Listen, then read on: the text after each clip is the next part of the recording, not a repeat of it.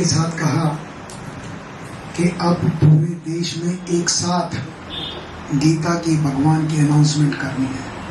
क्या आप सभी तैयार हैं? अभी तक गीता के भगवान के बारे में कहना, दुनिया तक ये मैसेज चला जाए उस कॉन्फिडेंस के साथ कि अब गीता का भगवान प्रकट हो चुके हैं, वो हमारे बीच है, सब तक ये बात जाए, हम खुलकर लाल किले के मैदान से घोषणा करना चाहते हैं।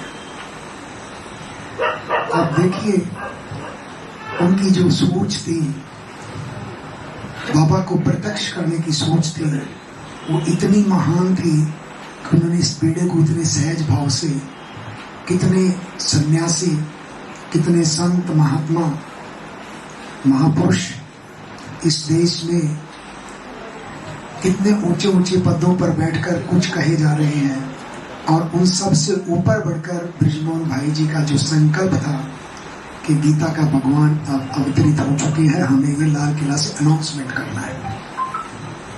और वो दिन दूर नहीं जो सारे विश्व में गीता के भगवान की प्रकाष्ठा होगी और ये विश्व परिवर्तन होकर सहजता से सत्य की स्थापना होगी।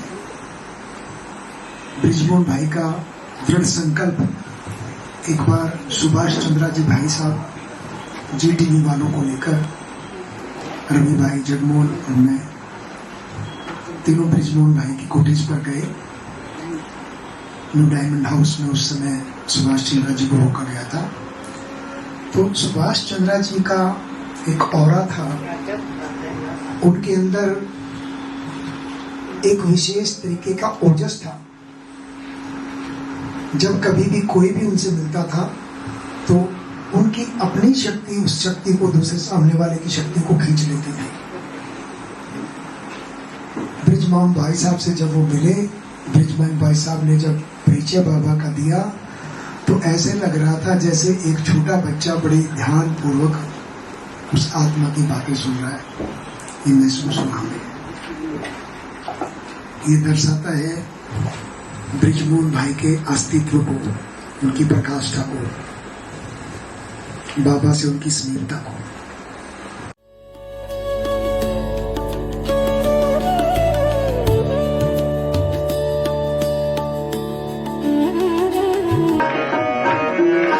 यज्ञ में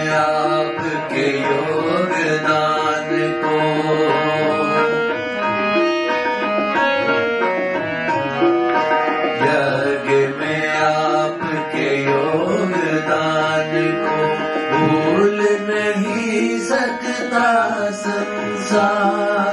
यज्ञ में आपके योगदान को भूल नहीं सकता संसार। प्यारे भ्राता बृजमोहन जी, आपको याद करे परिवार, आपको याद करे परिवार।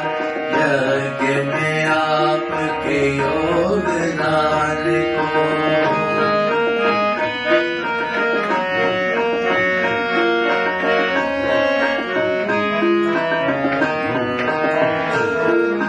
जितना भी था लिखा आपका, उत्तम पाठ बजाया है।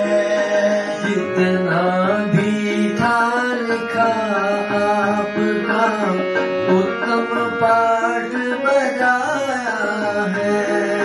जागते रहकर अपने संग करोड़ों को ही जगाया है।